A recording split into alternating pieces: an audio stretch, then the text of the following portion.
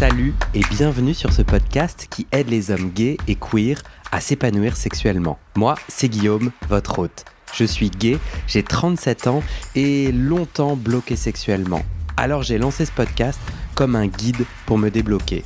Je t'explique. Chacun des témoignages ou interviews d'experts que tu peux entendre ici va t'aider à sortir du non-dit, à entendre tes désirs et à choper des conseils pratiques et simples à mettre en place. Ça marche pour moi et j'espère vraiment que ça va t'aider. Une dernière chose, va dans le descriptif de cet épisode pour trouver le lien du Discord pour discuter entre auditeurs, mon Instagram pour voir ma tête et suivre les coulisses du podcast et le lien pour faire un don. Car oui, ce podcast est 100% dépendant du soutien des auditeurs. Allez, place à ton épisode, bonne écoute. Salut Guillaume, je m'appelle Lucas, j'habite en Suisse. L'autre jour, je racontais à une amie à quel point ton podcast m'a aidé sexuellement pour mes lavements.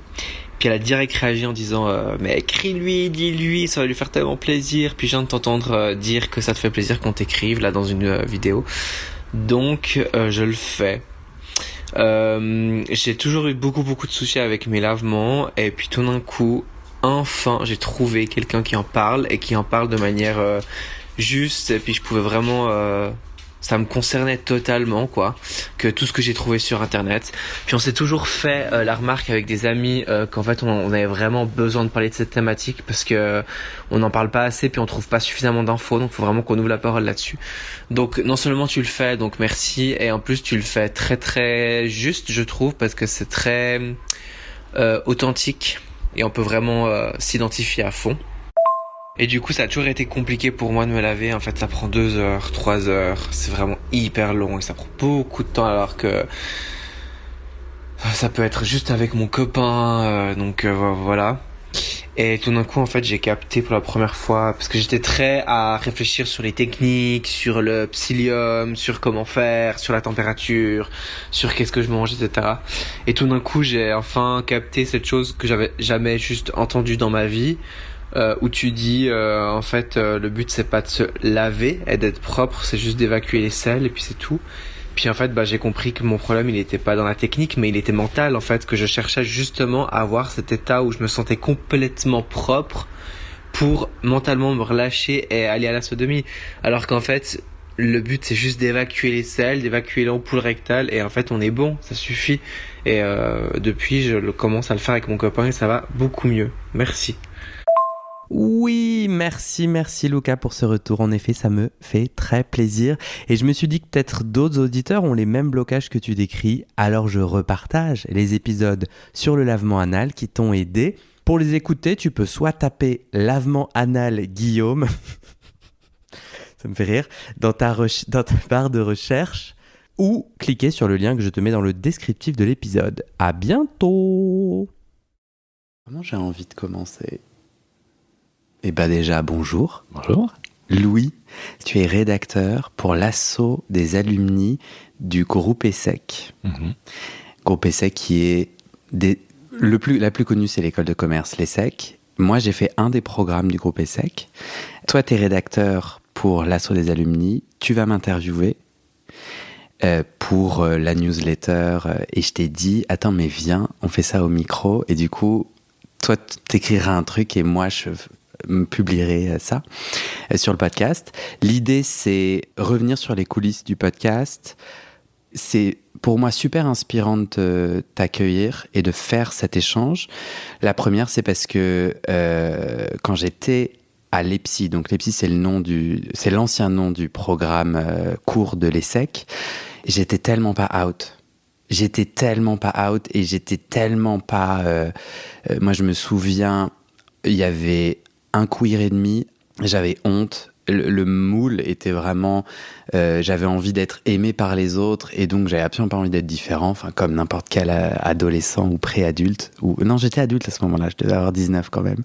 Et je me souviens, on mitonnait, on était un groupe de potes et on se tournait autour avec un mec et on mitonnait tout le monde en faisant genre on allait regarder la série télé 24 en mode on est pris par le suspense et tout, puis en fait... Très viril. aussi.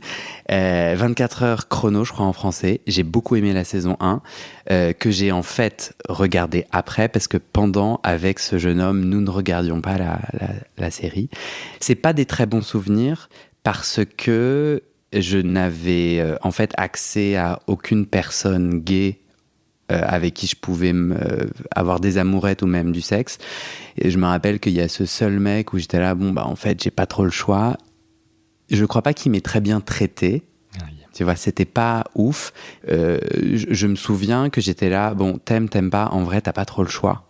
Et je me souviens aussi du secret, quoi. Comment fallait pas qu'on soit surpris, comment il y avait tout ce mensonge, tu vois. Et j'avais 20 ans, quoi. Ça m'attriste et à la fois ça m'interpelle. Je crois qu'on en avait déjà un peu parlé, parce que pour le coup, on a fréquenté les secs à peu près en même temps. Ah ouais?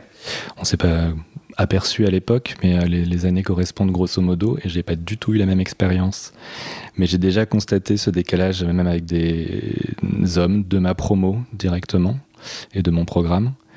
C'était, à mon sens, très clair qu'il n'y avait pas de problème. Donc moi, j'étais out tout de suite. J'ai jamais eu à subir quoi que ce soit à cet égard. Je me suis très bien intégré sans que ce sujet-là, tu vois, soit un facteur positif ou négatif. C'était neutre. Alors c'est vrai que j'ai pas fait beaucoup de rencontres, mais j'en connaissais. Je me sentais pas seul. Je savais qu'on était nombreux. Je me sentais pas isolé. Mais il y en a d'autres dans ma promo qui ont vécu toute la panoplie qu'on dénonce souvent sur les grandes écoles. De remarques homophobes, de culture, si ce n'est homophobe, en tout cas viriliste. Alors voilà, moi, c'est des choses aussi auxquelles j'ai assisté, mais que j'ai toujours reçues sur le ton de l'humour. Peut-être que c'était une manière de me rassurer, mais à la fois, ça venait de gens avec lesquels, par ailleurs, j'avais des liens d'amitié où j'étais tout à fait out. Donc, c'est ça aussi qui me permettait de le recevoir comme ça. Mais je pense que c'est justement pour ça que ça m'inspire qu'on ait cette conversation. Voilà. C'est que j'ai trop hâte de raconter pourquoi et comment ce podcast sur la sexualité gay est un coming out, comment ça répare, comment ça assainit. Du coup, maintenant, c'est toi qui vas poser les questions. C'est ça y est. Est-ce qu'il y en a, flambeau. Il y en a une première qui te vient? Tout à fait. On en a parlé avant. Je sais que tu voulais aussi commencer par ça, et je pense que tu as raison. Tu viens de le dire. Pourquoi ce podcast? À la fois, qu'est-ce qui t'a amené dans ton parcours personnel, peut-être aussi un peu professionnel, à te dire je lance un podcast sur le sujet de la sexualité masculine queer? Quels ont été les éléments qui t'ont amené à ça? Et peut-être qu'après, je me demanderai ensuite, peut-être que ces motivations ont évolué. C'est-à-dire qu'il y a eu la genèse, et puis en travaillant, en développant le truc, peut-être que d'autres motivations te sont apparues, en tout cas. Non, c'est toujours les mêmes, et c'est briser le tabou. C'est sortir du non-dit, et c'est avant tout pour ma pomme, comme aurait dit ma grand-mère. Ma grand-mère disait souvent ça. Ça me faisait trop marrer. Mais pour moi, quoi, c'était moi. Donc j'avais commencé un podcast qui s'appelle Ma dernière séance de psychanalyse, où en fait moi j'ai fait 10 ans d'analyse, de psychanalyse, allongé sur un divan. Je fais ma dernière séance, c'est bizarre, et je me dis mais attends, en fait je suis tout seul là, j'ai personne avec qui échanger sur ce sujet. Comment les autres ont fait? Tu sais, tu fais des années avec un psychanalyste, et puis du jour au lendemain c'est terminé. Comment on sait que c'est terminé? Est-ce que j'ai eu raison d'arrêter tout ça? Et en fait le podcast a été un prétexte pour rencontrer des gens, tendre le micro, c'était entendre des témoignages, et petit à petit moi grandir grâce à leurs paroles et prendre un espace public pour raconter mon intime. Au fur et à mesure des saisons, des épisodes, je me mets en fait à parler de mon rapport à l'homosexualité, puisque c'était un élément phare de mon analyse, clé. Et du coup, à partir de là, je rebondis, on me dit sur comment devenir sexuellement épanoui. Et en fait, témoignage après témoignage. Donc il y a des épisodes témoignages, donc c'est des hommes gays ou queer. Je suis en train d'expliquer mon podcast sur mon podcast, c'est weird. Bon, mais en gros, tu as des hommes gays ou queer qui témoignent, et où plus tard j'ai rajouté des interviews d'experts, d'expertes, médecins, thérapeutes et tout. Et en fait, épisode après épisode, moi, ma fleur s'ouvre. Genre, et du coup, c'est pour ça que j'ai jamais fait ça pour les audiences ou pour être connu de machin. Enfin, tu vois, je veux dire, au final, moi, mon indicateur, c'est est-ce que ça répond à mes questions, est-ce que ça me nourrit? Et donc, tu me demandais ma motivation, c'est vraiment mon cheminement personnel et la joie de créer un espace, une cour de récré, c'est peut-être trop léger comme image, mais où il y en a d'autres qui viennent et il y a une communauté qui grandit, tu vois. Ouais. Excuse-moi, je t'interromps, parce qu'il y a plein de choses sur lesquelles j'ai envie de rebondir. Ce que je trouve joli dans ce que tu dis, c'est qu'au fond, au début, tu es allé plutôt donner la parole à d'autres. Et au fur et à mesure, ça a permis toi-même à ta parole de s'affirmer, de naître, de contribuer. Donc, t'es allé dans « je pose des questions », je participe de plus en plus à la discussion. Ouais. Ce qui, à mon sens, est une des qualités, un des intérêts du podcast, même si c'est un témoignage à chaque fois, c'est pas un monologue, ouais. C'est une discussion, il y a toujours deux regards. Donc, je trouve ça joli, d'autant plus si tu dis que le point de départ était sortir du tabou, donc j'entends que y avait un silence, une difficulté à dire, dont tu avais l'air de pâtir. J'étais pas épanoui sexuellement, quoi. J'étais complètement bloqué. Plus, voilà. C'est ça que et relié spécifiquement au fait d'avoir des difficultés à en parler, c'était ça qui faisait que tu avais une difficulté à t'épanouir? En vrai, au début du podcast, j'en avais aucune idée. J'étais juste là, je vais pas passer ma vie complètement bloquée. Donc moi, mes blocages sexuels, c'était angoisse gigantesque, hypocondrie. Donc en fait, je pouvais pas avoir de rapport sexuel parce que j'avais des crises de panique après, de peur d'avoir une infection sexuellement transmissible. Donc j'ai travaillé pour Médecins sans frontières dans une autre vie, et donc j'étais bien au courant qu'on meurt pas d'une infection sexuellement transmissible, que seul le VIH, je crois l'hépatite C, sont des maladies chroniques, mais qui aujourd'hui, si traitées, battent à la même espérance de vie. J'avais le rationnel, mais moi, mon cerveau partait dans tous les sens, et donc j'ai eu des relations, mais il y avait une pauvreté et une impossibilité pour moi de vivre la sexualité dont j'avais envie, et je ne savais pas comment m'y prendre. J'ai cherché, avant le podcast, j'ai consulté des sexologues, et j'ai pas été satisfait. Et puis après, de fil en aiguille, je me suis dit, mais en fait, heureux dans ce que je disais tout à l'heure, quoi. Mais en fait, les autres, ils font comment? Et j'ai vraiment envie d'entendre d'autres personnes. Et ce que j'aime beaucoup dans le podcast, c'est que les témoignages sont contradictoires. C'est-à-dire, non seulement les chemins sont singuliers, mais en plus, ils se contredisent. Tu peux prendre à gauche, tu peux prendre à droite. À gauche, pour certains, c'est génial.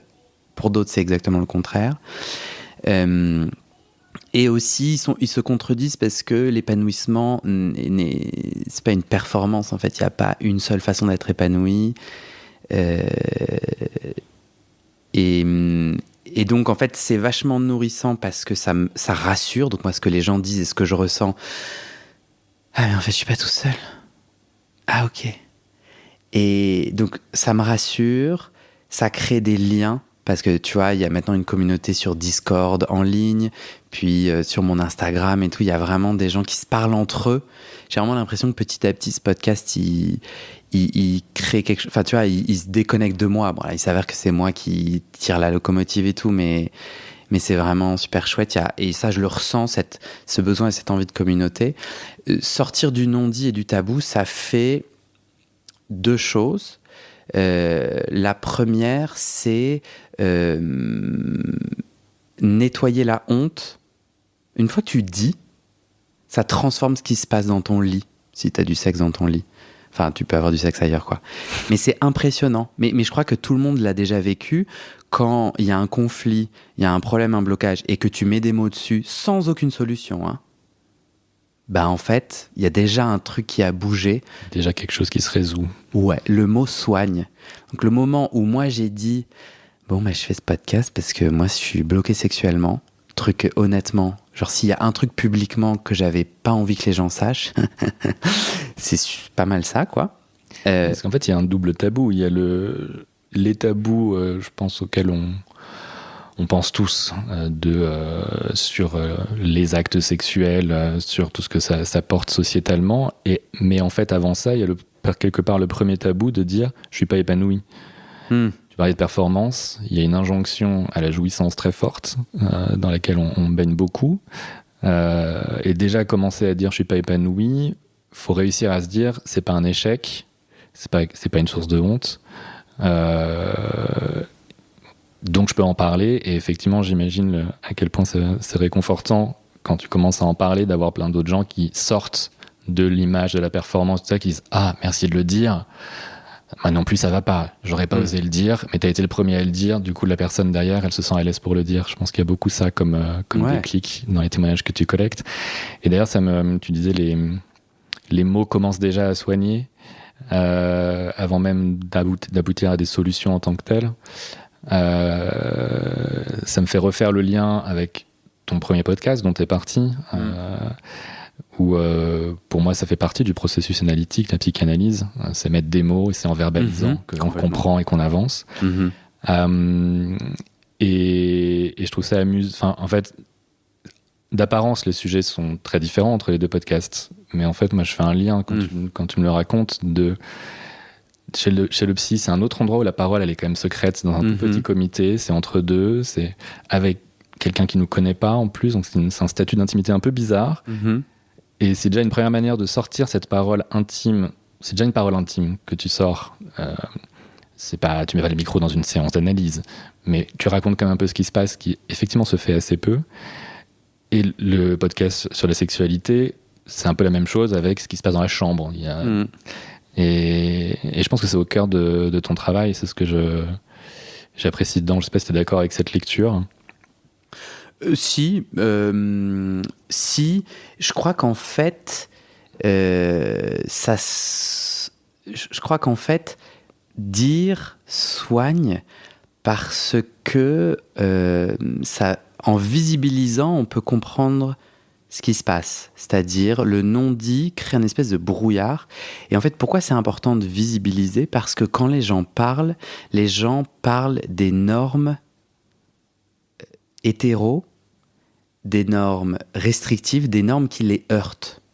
Ce que je trouve vachement intéressant, c'est que les gens, du coup, racontent des blocages et des problèmes qui viennent principalement des règles du jeu sociétal que nous avons tous, ou j'ai, et apparemment beaucoup de gens ont ingéré, donc c'est en nous, mais sauf que ces règles, elles n'ont pas été faites pour nous, elles sont vraiment... Et puis les règles autour de la sexualité, concrètement, c'est des vieux monsieur d'il y a 1000 ans qui ont dit des énormes bêtises et dont on paye le prix aujourd'hui, tu vois.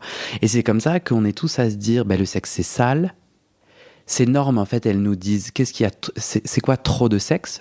À quel moment donné je deviens obsédé ? Qu'est-ce que j'ai le droit de faire sexuellement ? Et qu'est-ce que j'ai pas le droit de faire ? Tout ça sans aucun mot. Dans le non-dit, on a au fond de notre petit cœur un peu jusqu'où j'ai le droit d'aller ou pas, qu'est-ce qui est bien ou mal, tu vois. Et ce que je trouve passionnant dans pourquoi ces témoignages soignent, réparent, c'est qu'en fait, du coup, une fois que tu mets des mots sur tes envies, tes fantasmes, tes blocages, ton angoisse de la performance et tout, tu peux commencer à dire, mais en fait, tu vois, un des derniers épisodes, c'est quelqu'un qui dit, là, je vois toutes ces normes. Donc, au sein de la communauté gay, entre guillemets, je sais pas ce que c'est la communauté gay, mais au sein des apps de rencontre entre personnes homosexuelles, tu as ces normes qui régissent le langage et les échanges et tout. Donc, tu as Victor, un des derniers épisodes du podcast, qui dit « Non mais moi, en fait, je peux avoir du plaisir sans bander. » Et alors, il y a un petit genre d'avoir du plaisir sans bander. Et il rajoute « Ouais, et même sans éjaculer. » Et t'es là « Ah oui, c'est vrai. Ah oui. » Et sauf que lui, du coup, il raconte son expérience quand il rencontre d'autres hommes qui sont là. Et un mec qui lui dit « C'est une blague, là, tu bandes pas. Il y a un problème. » Et il était là, non, il n'y a pas de problème. Et je trouve ça vachement passionnant de ensemble. En fait, ce podcast, il soigne parce qu'on se sent moins seul. Il soigne parce qu'une fois qu'on dit, mais même en vrai, quand on dit là où on a mal, quand on dit un problème, même pas intime ou sexuel, souvent ça va mieux, quoi. Moi, je trouve, quand on se confie et tout. Et troisièmement, ensemble, on va pouvoir réécrire un langage, réécrire des normes qui nous conviennent, qui conviennent à chacun, en prenant soin de nous et des autres. Un autre exemple que je trouve vachement intéressant, c'est que je ne sais pas qui a décidé que un homme qui pénètre un autre homme s'appellera un actif, un homme qui sera pénétré par un autre homme s'appellera un passif. Bon, si en fait je suis pas si débile que ça, actif, passif c'est recevoir et tout.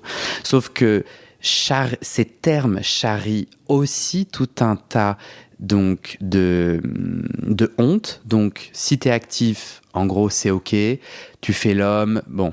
Le problème, c'est d'être une femme, c'est la misogynie de ces normes. En revanche, si t'es passif, tu te fais pénétrer. Alors là, on va commencer à glisser dans t'es un peu une salope, ou bien t'es sale, ou bien c'est problématique, et tu perds de la valeur un peu dans la grande hiérarchie animale, tu vois. Et tout ça, c'est du non-dit, même si en fait les gens ils le disent quand même assez facilement quand tu leur poses 2-3 questions. Et du coup, tu vois, moi je suis là, viens. Alors, je te dis pas que c'est à moi d'écrire le langage, mais je dis, venez, chacun écrivez votre langage. Puis comme on a un peu envie de pouvoir se parler les uns les autres, mais ça paraît débile, mais moi je dis, pénétrer, pénétrant. Et moi, bon, peut-être les gens ils s'en foutent quand ils écoutent le podcast, mais moi je suis là, ouais, du coup, pénétrer, pénétrant, ça charrie moins tous ces trucs, quoi. Ça charrie pas du tout, même. Ça permet d'amener quelque chose qui n'est pas connoté, qui est descriptif. Et puis en plus, tu peux être pénétré et ne pas être passif dans le sens étoile de mer, etc. Donc ça vient poser tout un tas de questions. Mais tu vois, quand j'ai préparé cet échange, je me suis dit, ouais, c'est pour ça que je fais ce podcast. Et est-ce que tu as une question où je peux rajouter une autre anecdote ? J'ai toujours plein de questions, mais peut-être après l'anecdote, avant, comment tu le sens ? Tu sens que ça va nous faire partir sur autre chose ou pas ? Par rapport à ce que je tente et puis ça marche. Et puis tu me diras ce que tu en penses. Il y a quelques jours, il y a un auditeur, je crois qu'il se détermine gay, donc je pense qu'il est gay, je suis à peu près sûr, et qui vient sur le Discord, donc qui est du coup le Discord, j'ai pas dit, c'est un espace, une sorte de forum de 2023 quoi, pour les gens vieux comme moi. En gros, c'est un espace où on s'échange des messages. C'est un Skyblog. Exact. Non, parce que je crois pas que ce soit la même chose. Non. Bon, en gros, tu te crées un compte et pouf, tu peux échanger des messages. Et cette personne qui est gay et qui dit, moi, je suis un peu circonspect, j'écoute ce podcast et je suis un peu circonspect, son propos est assez péjoratif et il dit, moi, je trouve que voilà, les gays, c'est toujours des problèmes sexuels, les gays, c'est toujours de la sursexualisation. On a l'impression que tout le monde est un peu... Mais en tout cas, le sous-texte que j'ai entendu, je pense qu'il était plus mesuré et plus intelligent que ça. J'ai quand même envie d'honorer son propos, que je suis pas en train de restituer tout à fait honnêtement. Mais le sous-texte était un peu, pourquoi les gays sont tout le temps des obsédés, quoi ? Pourquoi ? Et puis, tu vois, là, ce podcast, c'est que du sexe. Et moi, ça m'a blessé parce que j'étais fatigué et que j'ai pas réfléchi très longtemps. Mais genre, tu vois, ma réaction sur les médias, c'était putain, comme d'habitude, parce que ce propos-là, on l'entend matin, midi, soir, quoi. Sous-entendu, arrêtez de parler de sexe, arrêtons de parler de sexe. Et je trouve ça vachement intéressant que ce soit une personne gay ou queer qui le dise. C'est qu'en fait, on internalise en disant, mais attends, arrête de parler de sexe et brille par d'autres façons pour être accepté et être comme les autres. C'est ça, pour moi, le sous-texte. J'ai envie d'appeler cet auditeur pour qu'on échange et que je comprenne mieux son point de vue.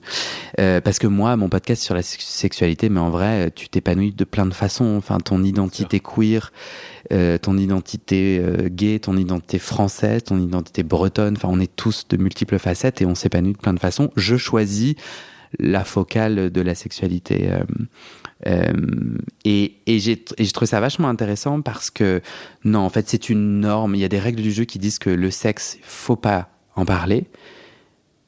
Mais moi, je suis là, excusez-moi, genre, qui a écrit cette règle et pourquoi ? Deuxièmement, ça marche pas trop, parce que vu les problèmes que les hommes ont à comprendre le consentement, vu le nombre MeToo, les agressions, les viols et tout, t'as envie de dire, bon, les gars, c'est pas en train de bien fonctionner comment ça fonctionne, les règles aujourd'hui. Avec vraiment, je ressens cette frustration profonde exprimée par énormément d'hommes, souvent hétéros, dans l'espace public, tu vois, où moi, quand je suis témoin il y a vraiment une sexualité qui n'arrive pas et ne sait pas s'exprimer autrement que par une forme d'agressivité envers les femmes. C'est impressionnant, quoi. Et eux, j'ai envie de dire, mais il faut que tu parles de ta sexualité, il faut que tu puisses la vivre dans un espace de consentement, quoi. Mais qu'il y a vraiment un sujet, quoi. Et aussi, qu'on comprenne bien qu'on les a intégrées, ces normes. Et moi, j'ai passé des années à penser que la sexualité, c'était sale.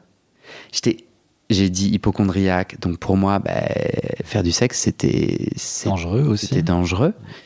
Et puis, quoi ? Du sexe avec des inconnus ? Ah mais, voilà, là, non, le sexe, déjà, on n'en parle pas. 2, au max, tu tombes amoureux. T'es dans une relation monogame qui reproduit parfaitement le modèle, donc tu restes bien dans ta case, et t'en parles pas. Et je sais pas ce qui se passe, puisqu'on n'en parle jamais, mais en gros, peut-être là, à cet endroit, t'as le droit d'avoir du sexe. En revanche, pas des trucs trop olé, quoi, parce que sinon, ça commence tu deviens déviant. Mm-hmm. Et je pense qu'on a intériorisé et qu'on est sensible à tout ça, parce qu'on est des petits animaux sociaux et qu'on n'a pas envie d'être exclus, je le comprends bien, et aussi parce que moi, j'ai grandi en ayant la peur d'être déviant, parce que je suis né en 1986, je crois que c'est en 91, la dépénalisation... ou en tout cas la sortie de l'homosexualité des maladies mentales. Encore les années 80, mais effectivement après 86. Pareil, moi je suis né en 86 et je sais je suis contemporain de la décision. En tout cas, je fais un podcast sur le sujet et je m'invite à connaître mes dates. Petit raté là-dessus, je pense que c'est important. Mais j'étais assez... Tu sais, il y a une grande bible des maladies mentales. L'homosexualité en est sortie, mais genre, je crois, dans les années 90, quoi. Pour le coup, ouais. Et du coup, oui, je comprends pourquoi j'ai peur d'être déviant. Et ce podcast, c'est un coming out parce que un des derniers épisodes, c'est moi qui raconte mes frasques sexuelles, tu vois. Et c'est vrai qu'une fois que j'ai publié ça, j'étais là, attends... Et c'est intéressant de le dire sur un truc là de l'ESSEC, parce que je viens d'un milieu privilégié, riche, où en fait, je pense que dans tous les milieux, on parle pas de sexe, pas du tout, mais c'est un peu la honte, quoi. Je suis quand même à 2 doigts d'être un travailleur du sexe ou un acteur porno. Je suis désolé, je suis sur mon podcast à dire que je suis des bites. C'est quoi la différence ? Et du coup, c'est aussi pour ça que ton interview m'intéressait particulièrement, parce que j'étais là, mais attends, mais pourquoi je fais ça ? Et est-ce que je suis aligné ? Est-ce que j'assume ? Et la réponse est oui, pour les raisons que je viens de dire. Et en plus, c'est bon, on n'a pas trop... c'est pas trop éloigné des questions que j'avais. Parce que, effectivement, pourquoi moi je t'interroge pour le support ESSEC, au-delà du fait que ces sujets m'intéressent personnellement, si c'était que ça, je t'aurais pas interviewé pour les médias ESSEC, le média ESSEC, Alumni. Mais justement, je pense que ce sujet dépasse largement le cadre d'un auditoire, homosexuel, masculin, queer, etc., que ton propos, il est en fait beaucoup plus large et beaucoup plus universel. Ça transparaît beaucoup dans ce que tu viens de dire. C'est toi, ta focale, et on pourra peut-être revenir sur pourquoi, c'est des témoignages d'hommes qui s'identifient comme tels, jusqu'ici en tout cas. Et effectivement, on va dire queer pour être le plus large possible, mais majoritairement gay.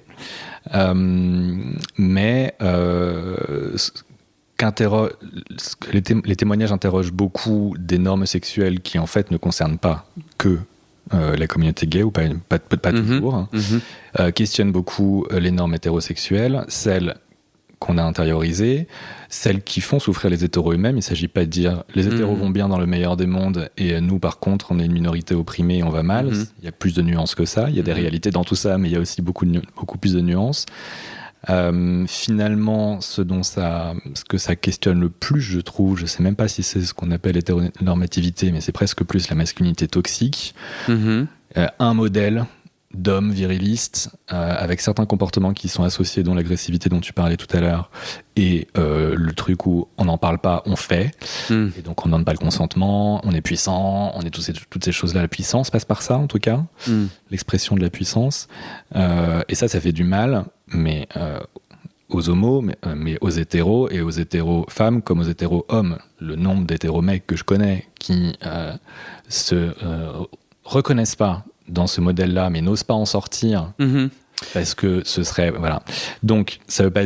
Voilà. Après, le podcast lui-même, il se concentre sur les conséquences de tous ces modèles pour l'homosexualité masculine, et très bien, mais je crois t'avoir entendu dire dans plusieurs épisodes que il n'y a pas que des hommes queer qui écoutent ton podcast. Mais c'est vrai. Je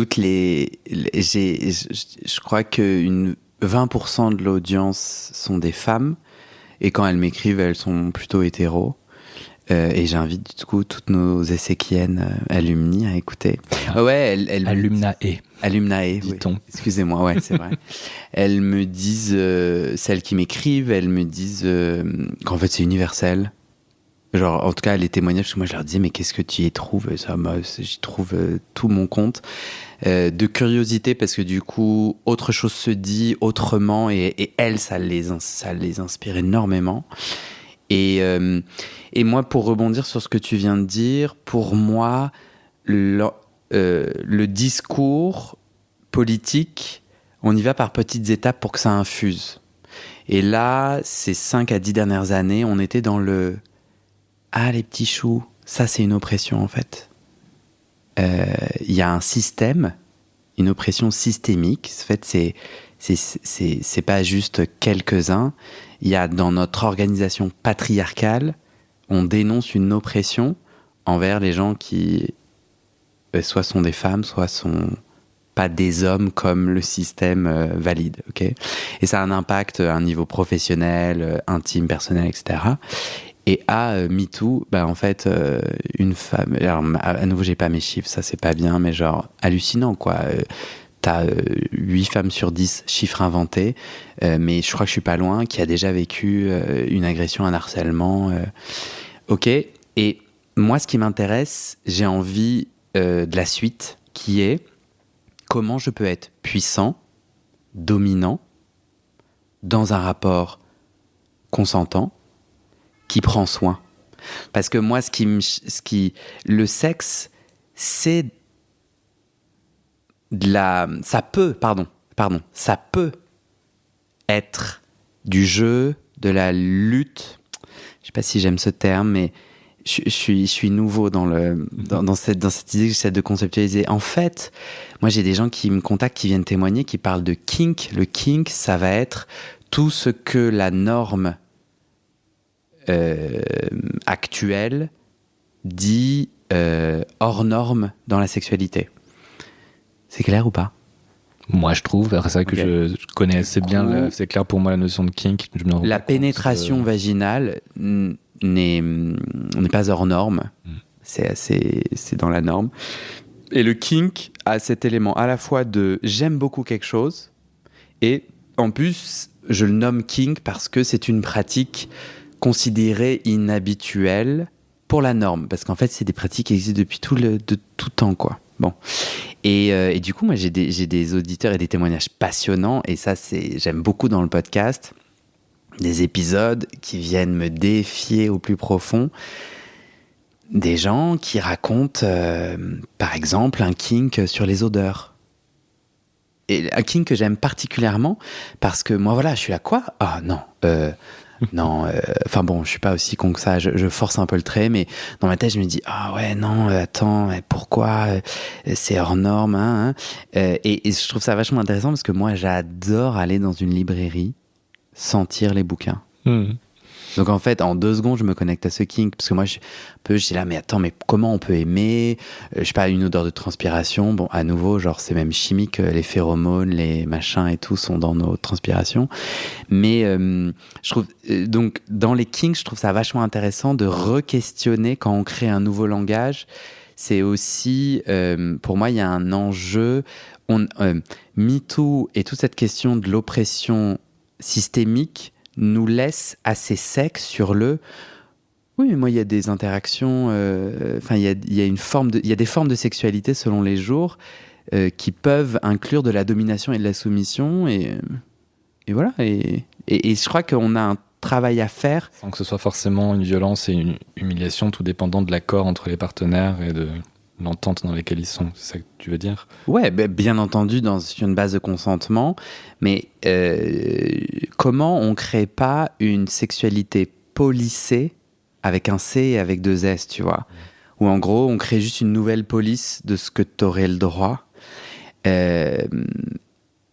Et comment on crée un langage où on prend soin de soi et de l'autre. Donc bien sûr, consentement, bien sûr, comment on prend soin de tout ça. Et moi, ça, je le vis au quotidien dans mes kinks et mes désirs. Je me vois, je me dis, mais merde, comment je gère bien ? Ça veut dire quoi ? Prendre soin de moi, de l'autre ? C'est quoi le consentement, etc. Donc je pense qu'on a tous ces défis-là, quoi. Et je pense que c'est bien que tu reviennes à ça parce que je me souviens quand on a préparé l'entretien que tu soulignais quand même que ce podcast n'a pas de vocation politique, que tu tiens pas un discours sociétal, que ça se nourrit évidemment du monde dans lequel on vit, mais que tu peux m'arrêter si je me trompe. Ce que j'ai compris, c'est que c'est pas, il n'y a pas une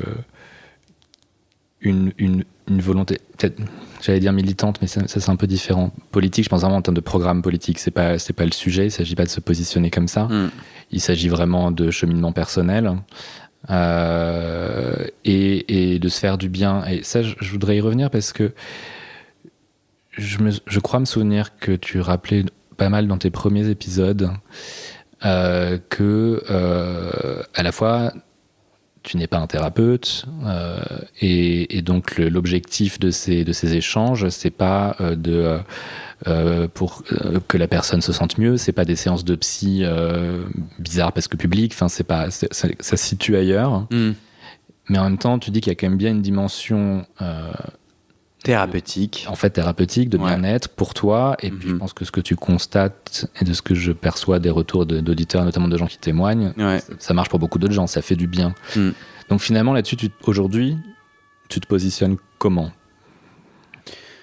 Parce que c'est thérapeutique. Alors, c'est politique.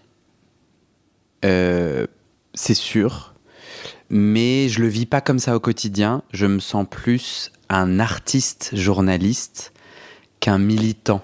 Et du coup, je sais où est mon cœur. Et du coup, c'est pour ça que, oui, de fait, c'est politique. Et puis, je viens quand même d'avoir un propos très politiquement ancré dans un rapport au monde. J'ai 37 ans et avec une société politique.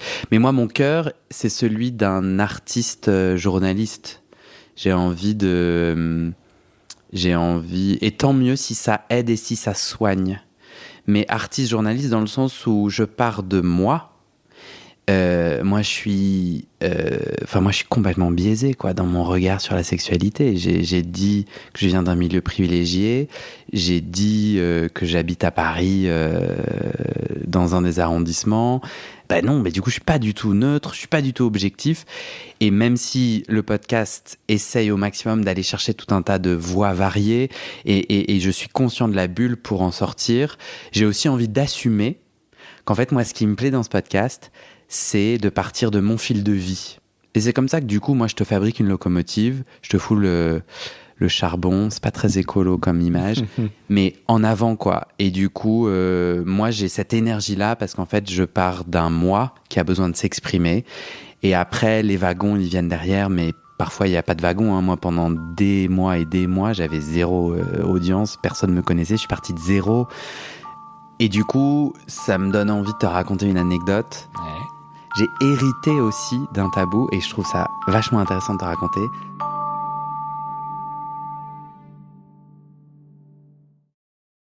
Et c'est la fin de cet épisode. Vérifiez dès maintenant si la suite est déjà publiée.